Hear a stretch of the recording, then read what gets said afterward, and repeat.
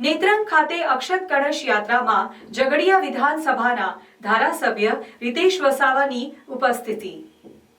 નેત્રંગ ખાતે અક્ષત કળશ યાત્રામાં ઝઘડિયા વિધાનસભાના ધારાસભ્ય રીતેશ વસાવાની ઉપસ્થિતિ।